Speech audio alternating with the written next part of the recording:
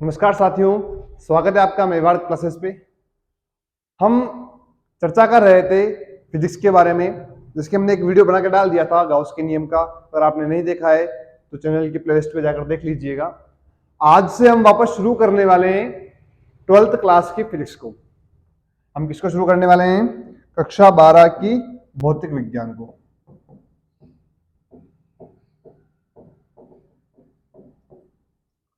कक्षा 12 के फिजिक्स को स्टार्ट करके हम कुछ आगे तक ले जाएंगे और इसका हम प्रारंभ ही करने वाले हैं चैप्टर नंबर 1 से। इस चैप्टर नंबर 1 के अंदर हमें क्या क्या टॉपिक लगता है आपके, उन सभी के बारे में डिटेल से पढ़ेंगे। कौन से प्रश्न इंपॉर्टेंट बन सकते हैं उनके बारे में पढ़ेंगे, कौन से न्यूमेरिकल आ सकते हैं उनके बारे में पढ़ेंगे। कुल मिला के हम चैप्टर फर्स्ट का पूरा ऑपरेशन करके कंप्लीट करेंगे। ठीक है, तो शुरू करते हैं। जैसे आप सभी को पता होगा, फिजिक्स का चैप्टर नंबर फर्स्ट है। फिजिक्स के चैप्टर नंबर 1 का जो नाम है वो नाम है विद्युत आवेश तथा क्षेत्र। विद्युत आवेश तथा क्षेत्र। हमें विद्युत आवेश के बारे में पढ़ना पड़ेगा, हमें विद्युत क्षेत्र के बारे में पढ़ना पड़ेगा, और कुछ बातें आएंगी, कुछ नियम आएंगे, उनके बारे में हमें पढ़ना पड़ेगा। तो पहले मैं आपको एक भूमिका बना देता हूं कि भाई इस चैप्टर में पढ़ना क्या क्या है। तो फर्स्ट शुरुआत हम करेंगे आवेश से। आवेश पढ़ने के बाद हम पढ़ेंगे विद्युत क्षेत्र पढ़ेंगे, और विद्युत क्षेत्र पढ़ने के बाद साथ साथ ही हम विद्युत विभव और विभवांतर को भी पढ़ लेंगे।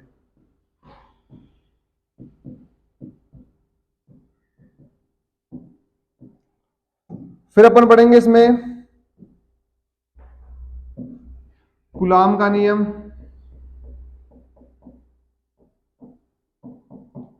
और फिर एक बहुत इंपॉर्टेंट टॉपिक आएगा, इसे हम बोलेंगे गाउस का नियम। इसकी वीडियो मैंने डाल रखी है गाउस के नियम की। वहां हमने केवल पढ़ा था नियम होता क्या है, और यहां हमें पढ़ना पड़ेगा नियम की उत्पत्ति, और इसके मेनली पढ़ने पड़ेंगे हमें अनुप्रयोग। उस अनुप्रयोग में से एक ना एक 4 या 3 नंबर का प्रश्न आना कंफर्म है, 100%। अगर इस चैप्टर को ढंग से पढ़ लिया तो यहां से आपके बोर्ड एग्जाम में 4 नंबर कहीं नहीं गए। तो शुरू करते हैं, पहले टॉपिक से उठाएंगे अपन, और पहले टॉपिक से हम लास्ट टॉपिक तक चलेंगे। चलो, पहले टॉपिक का नाम क्या था? आवेश, जैसे हम बोलते हैं विद्युत आवेश। साथियों, अब आवेश होता क्या है? इंग्लिश में क्या बोलते हैं इसे? चार्ज बोलते हैं। क्या बोलते हैं? चार्ज।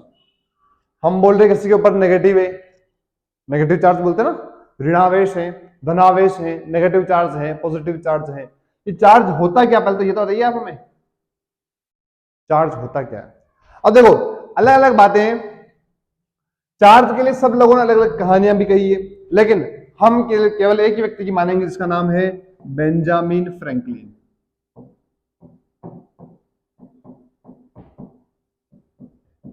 साइंटिस्ट एक बेंजामिन फ्रैंकलिन, उसके आधार पर हम चलेंगे। ठीक है, तो इसने चार्ज के बारे में समझाया। अब होता क्या है चार्ज? तो कहता है किसी भी पदार्थ का वह विशेष गुण। क्या कहता है वो, ध्यान से सुनना। किसी भी पदार्थ का वह विशेष गुण जिसके कारण वह अन्य वस्तु या पदार्थ, जिसके कारण वह अन्य वस्तु या पदार्थ से आकर्षण या प्रतिकर्षण बल का अनुभव करता है। समझना ध्यान से, मैं कह रहा हूं पदार्थ का वह विशेष गुण है। कौन सा गुण है? विशेष गुण, जिसके कारण दूसरे पदार्थ से आकर्षण या प्रतिकर्षण, अट्रैक्शन या रिपल्शन,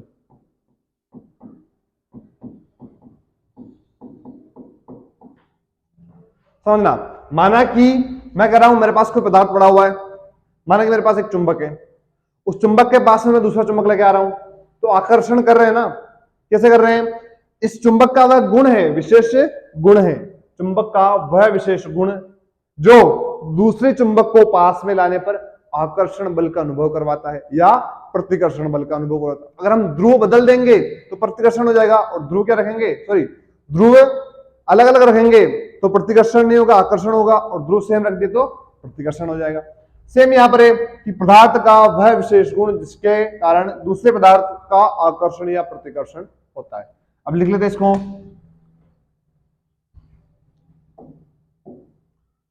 किसी पदार्थ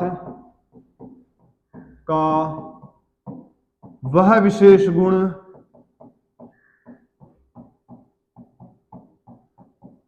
जिसके कारण वह किसी अन्य पदार्थ से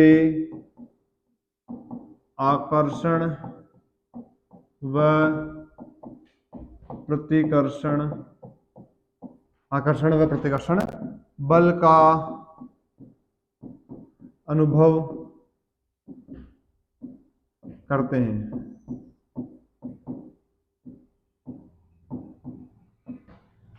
क्या लिखा है मैंने, किसी पदार्थ का वह विशेष गुण जिसके कारण वह किसी अन्य पदार्थ से आकर्षण या प्रतिकर्षण बल का अनुभव करते हैं। एग्जाम्पल दे दिया मैंने, ठीक है, और माना ही समझ लें तो क्या हो जाएगा, याद करना है उसको, किसी पदार्थ का वह विशेष गुण जिसके कारण वह अन्य पदार्थ से आकर्षण या प्रतिकर्षण बल का अनुभव करते हैं। अगर करते हैं तो कौन सा है वो, आवेश है वो, ठीक है। अगर और देखें इसकी परिभाषा तो हम यह भी कह सकते हैं इसको, किसी पदार्थ का वह विशेष गुण जिसके कारण वह अन्य पदार्थ से आकर्षित या प्रतिकर्षित होती है। दोनों परिभाषा हो गई। अनुभव करें बल या ठीक ना करें कोई समस्या नहीं है। और एक और ले सकते हैं हम, आकर्षण आकर्षित या प्रतिकर्षित होती है, वो क्या है, आवेश है। क्लियर है। अब देखो आवेश तो हो गया, अब आवेश के में क्या पढ़ने पड़ेंगे, प्रकार पढ़ने पड़ेंगे। क्या पढ़ने पड़ेंगे साथियों, प्रकार, आवेश के प्रकार। हम सबको पता है आवेश कितने प्रकार का होता है, आवेश के दो प्रकार है मेनली। कौन सा, पहला धनावेश और दूसरा ऋणावेश। धनावेश और ऋणावेश दो प्रकार हो गए आवेश के, पहला कौन सा है, धनावेश, और दूसरा ऋणावेश। क्लियर है। अब देखो ये दो आवेश आए कहां से, किसने कहा, तुम पहले कहा, हम किसके बारे में पढ़ेंगे, बेंजामिन फ्रैंकलिन के आधार पर पढ़ रहे हैं, बेंजामिन फ्रैंकलिन। और इसी ने कहा है कि आवेश कितने प्रकार के होते हैं, दो प्रकार के। तो अब उसने आवेश को दो भागों में बांटा है, इन दोनों आवेश की क्वांटिटीज क्या है, उसकी मतलब जिसे हम बोलते हैं क्या क्रियाशीलता इनकी, क्या करते हैं ये, तो उसके बारे में पढ़ते हैं थोड़ा। तो यहां पर एक बेंजामिन फ्रैंकलिन ने एक प्रयोग दिया है, वो प्रयोग पढ़ेंगे। अच्छा प्रयोग से पहले मुझे एक बात बताओ, आप सबको पता है उससे पूछ रहा हूं मैं, क्या धनावेश और धनावेश साथ में होंगे तो क्या होगा, मैं पूछ रहा हूं आपसे, ऋणावेश और ऋणावेश साथ में होंगे तो क्या होगा, धनावेश और ऋणावेश साथ में होंगे तो, और ऋणावेश और धनावेश साथ में होंगे तो क्या होगा इनके बीच में, हम सबको पता है। धन और धन होंगे तो क्या होगा, प्रतिकर्षण होगा, सिंपल सी बात है, प्रतिकर्षण या रिपल्शन जिसे बोलते हैं, इससे भी क्या हो जाएगा, प्रतिकर्षण हो जाएगा। इनसे क्या होगा, आकर्षण या अट्रैक्शन। तब बेंजामिन फ्रैंकलिन ने प्रयोग करके समझाया था, उस प्रयोग को पढ़ेंगे कि वास्तव में समान प्रकृति के आवेशों के मध्य प्रतिकर्षण होता है और विपरीत प्रकृति के आवेशों के मध्य क्या होता है, आकर्षण होता है। ये तो हमने कथन लिखा हुआ पढ़ लिया, लेकिन इसका प्रयोग करते हैं, और प्रयोग करके कैसे समझाया बेंजामिन फ्रैंकलिन ने, उसके बारे में पढ़ते थोड़ा। तो देखो प्रयोग किया था उसने, उस प्रयोग में उसने क्या किया, उसने कहा दो कांच की छड़ लो आप, किसकी छड़, दो कांच की छड़ लो। मैंने बोला ले ली। अब क्या करें, बोले कि इनको ऐसा करो टांग दो ऐसे, ये मैंने क्या किया, सरफेस बना ली इसकी। अब क्या, दो कांच की छड़ ले ली मैंने, उसने कहा, और मैंने क्या की, ले ली।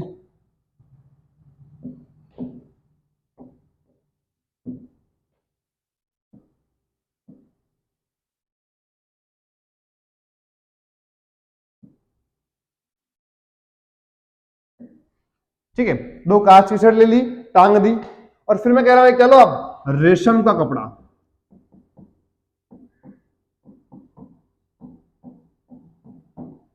बोले रेशम का कपड़ा भी ले लिया। अब क्या करें, तो उसने कहा कि दो कांच की छड़ लो, रेशम के कपड़े लो, और दोनों कांच की छड़ों को रेशम के कपड़े से क्या कराओ, घर्षण करवाओ। इन दोनों के बीच में क्या करें हम, घर्षण। माना कि ये कोई कांच की छड़ है, मेरा हाथ माना कि रेशम का कपड़ा है, इस समय इसको क्या कर रहा हूं, घर्षण करवा रहा हूं, तो क्या हो गया, घर्षण हो गया। अब मैं क्या कर रहा हूं, कांच की छड़ लेनी है, रेशम का कपड़ा लेना है और घर्षण करवाए, और घर्षण करवा के इनको स्वतंत्रता पूर्वक लटका देना है। कैसा लटकाना है, स्वतंत्रता पूर्वक लटका देना है। जब हमने स्वतंत्रता पूर्वक लटकाया तो हम देखते हैं कि दोनों के मध्य क्या हो रहा है, प्रतिकर्षण हो रहा है। क्या हो रहा है, प्रतिकर्षण। दोनों एक दूसरे से भाग रही है, क्यों, तब यहां कहता है कि वो कि यहां पर कौन से आवेश है, समान प्रकृति के आवेश। हमने कहा चलो कोई बात नहीं, ये तो एक प्रयोग हुआ है, अभी क्या एक प्रयोग से काम हो जाएगा क्या, बेटा एक प्रयोग से काम नहीं होगा। फिर वो एक और बार ट्राई करता है।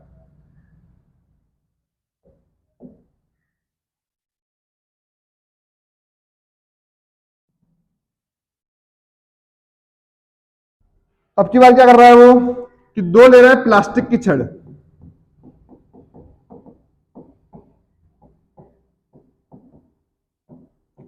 और दो प्लास्टिक की छड़ को वो घर्षण भी करवाएगा, लेकिन अब कराएगा वो बिल्ली की खाल से। बिल्ली आती है ना, बिल्ली कैट की खाल, मतलब उसकी चमड़ी से, इनसे घर्षण करवाएगा। क्या करवाएगा, घर्षण करवाएगा, ठीक है, घर्षण। तब देखते हैं क्या होता है। तो वापस करना क्या है, ये माना क्या किया मैंने, एक सतह पर क्या किया, लटका दिया स्वतंत्रता पूर्वक इनको। फिर मुझे लेनी है दो छड़े, कौन सी, प्लास्टिक की। कौन सी लेनी है, प्लास्टिक की।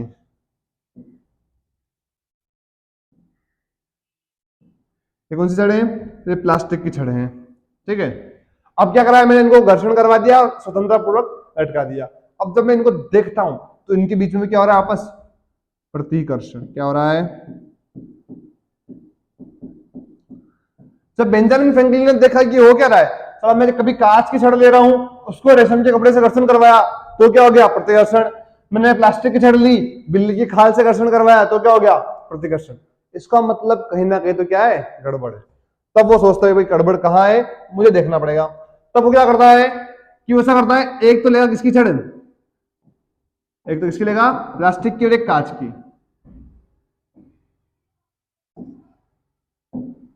एक तो ले ली उसने कौन सी छड़, प्लास्टिक की छड़ ले ली, और एक कांच की ले ली। मैं लिख देता हूं इनमें कौन सी है, ये कौन सी है, कांच की छड़ है, ये प्लास्टिक। अब कांच की छड़ को घर्षण किससे करवाएगा, रेशम के कपड़े से, इसे करवा लिया रेशम से, और इसको बिल्ली की खाल से। दोनों को घर्षण करवाया और दोनों को क्या किया, लटका दिया। और जब दोनों को लटकाता है तब देखता है वो क्या, कि इन दोनों के बीच में क्या हो गया, आकर्षण हो गया। तो क्या हुआ, आकर्षण। तब उसने एक दिमाग में बात लाई कि मैं क्या कर रहा था, जब मैंने दो समान प्रकृति के क्या लिए, छड़े ली, समान प्रकृति मतलब दोनों कांच के लिए, दोनों को घर्षण करवाया किससे, रेशम के कपड़े से, और लटका दिया तो क्या हुआ, प्रतिकर्षण हो गया। मैंने अगली बार क्या लिया, दो प्लास्टिक की छड़ ली, कांच की नहीं ली, क्या ली, प्लास्टिक की छड़ ली, और घर्षण किससे करवाया, बिल्ली की खाल से, और मैंने देखा तो क्या हुआ, वो भी क्या हुआ, प्रतिकर्षण हो गया। और अगर मैंने क्या किया, एक कांच की ली और एक प्लास्टिक की ली, और दोनों को लटकाया तो क्या हुआ, आकर्षण हुआ। इसका मतलब समान प्रकृति के आवेशों में क्या होता है, प्रतिकर्षण। इंपोर्टेंट लाइन है, समान प्रकृति के आवेशों में प्रतिकर्षण होता है, और विपरीत प्रकृति के आवेशों में आकर्षण होता है। ध्यान रखना, समान प्रकृति के आवेशों के मध्य क्या होता है, प्रतिकर्षण होता है, विपरीत प्रकृति के आवेशों के मध्य आकर्षण होता है। अरे हम तभी तो देखते हैं, कोई लड़का है किसी लड़की को देख के अट्रैक्टिव हो रहा है, हंस रहा है, स्माइल दे रहा है, क्यों, यहाँ है फिजिक्स है बेटा, साइंस है, कोई प्यार व्यार नहीं है, क्या है ये, फिजिक्स है। क्या हो रहा है, समान प्रकृति के आवेश नहीं, क्या हो गए, विपरीत हो गए। आप मेल वो फीमेल, विपरीत हो गए, तो क्या हुआ, इनके बीच आकर्षण हुआ। लेकिन वही विपरीत प्रकृति के आकर्षण मध्य क्या हो रहा है, सॉरी समान प्रकृति के आकर्षण मध्य प्रतिकर्षण। दोनों लड़कियां साथ में खड़ी कर दो, दोनों सुंदर है, तो कभी उनकी बनेगी ही नहीं, दोनों क्या भागेगी दूर दूर, मतलब क्या हो गया, प्रतिकर्षण हो गया। समझ में आया, क्लियर है।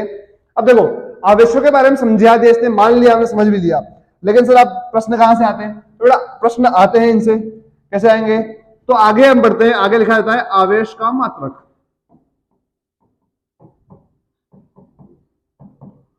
आवेश का मात्रक।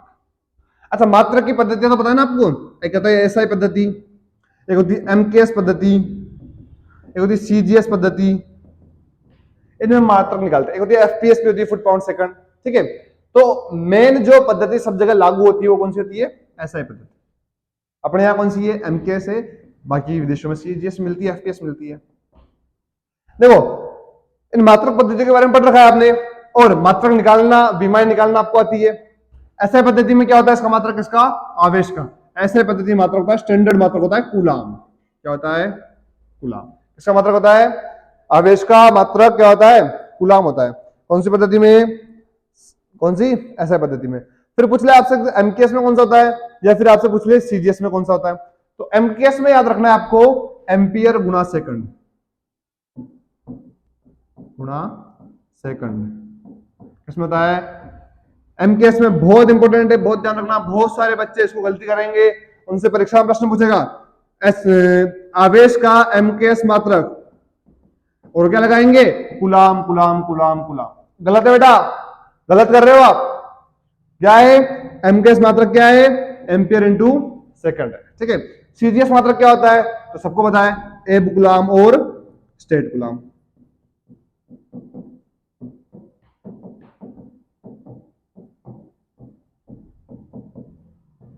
एब गुलाम और स्टेट गुलाम, ये मात्रक हुए तीन।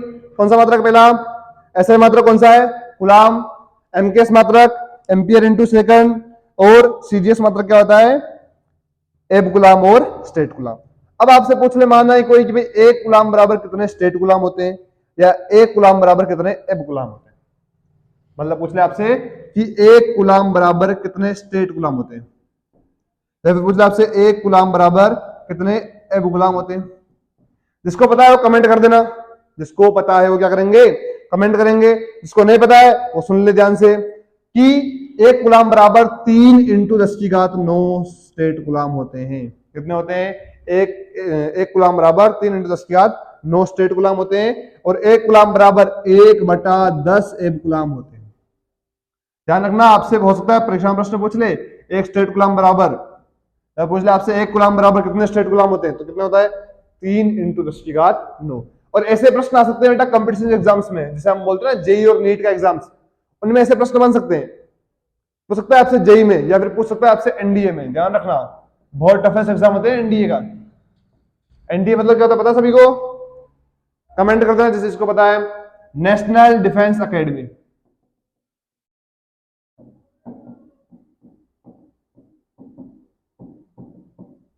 National defence academy.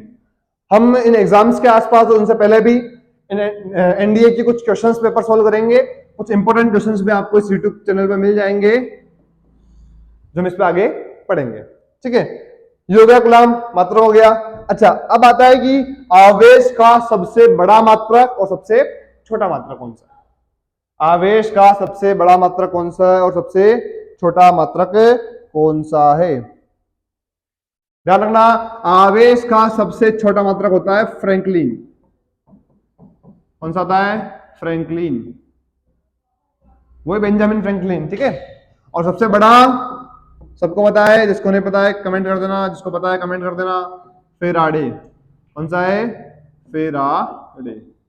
अच्छा आपसे प्रश्न है, एक गुलाम बराबर मतलब एक जो गुलाम है कितने फेराडे के बराबर होता है, ये आपको कमेंट करना है आपको कि भाई एक फेराडे बराबर कितने, सॉरी एक फेराडे बराबर कितने गुलाम होते हैं, एक फेराडे बराबर कितने गुलाम होते हैं, ये आपका क्वेश्चन है। कमेंट कर दो फटाफट, एक फेराडे बराबर कितने गुलाम होते हैं, फटाफट बताओ, जल्दी बोलो। 96,500 गुलाम कितने होते हैं, 96,500 गुलाम किसमें होते हैं, 1 फेराडे बराबर, समझ में आ गया? 1 फेराडे बराबर कितने होते हैं? 96,500 गुलाम। सबसे छोटा मात्रक कौन सा है? फ्रैंकलिन। सबसे बड़ा मात्रक फेराडे। ये प्रश्न आया हुआ बेटा, और ध्यान रखना ये क्वेश्चंस आपके काम आएगा न्यूमेरिकल में, ढंग से पढ़ लेना। तो न्यूमेरिकल करोगे उनमें ये आएगा। और जो बच्चे आज तैयारी कर रहे हैं बैठ के अपने घर पे, वो अपने सेल्फ स्टडी में न्यूमेरिकल्स को ज्यादा फोकस करें। न्यूमेरिकल के बिना फिजिक्स अधूरी है भैया। अगर आप कहीं पर भी पढ़ रहे हैं तो न्यूमेरिकल पर फोकस अच्छा रखें, क्योंकि न्यूमेरिकल के बिना फिजिक्स आधी ही है। और न्यूमेरिकल आपको बहुत अच्छा स्कोप दिला सकता है। 12th में तो है ही, लेकिन अगर आप कॉम्पिटिटिव एग्जाम्स में, जेई में, एनडीए में, इनमें अगर क्वालिफाई करना चाहते हैं अपने आप को, तो आपको न्यूमेरिकल करना बहुत अच्छे से आना चाहिए। और ये न्यूमेरिकल का ही प्रश्न है, वहां पर आपको लिख देगा कि 1 फेराडे आवेश कितना है। अब वहां पर 1 फेराडे आवेश का मान कितना होता है ये आपको देखना पड़ेगा। कितना होता है? 96,500 गुलाम। ठीक है, आज के लिए इतना ही। मिलते हैं अगले वीडियो में। आवेश के बारे में हमने आज पढ़ा है। कल हम आवेश के चालन की विधियां पढ़ेंगे, या आवेश के उत्पन्न करने की विधियां पढ़ेंगे, जो 3 प्रकार की है मुख्यतः, उनके बारे में पढ़ेंगे। घर्षण, चालन और प्रेरण। फिर उससे आगे हम बढ़ेंगे, कूलाम के नियम पे आएंगे, विद्युत क्षेत्र पे आएंगे। लेकिन अभी हम चलते हैं। आज के लिए बस इतना ही। मिलते हैं कल की क्लास में। धन्यवाद।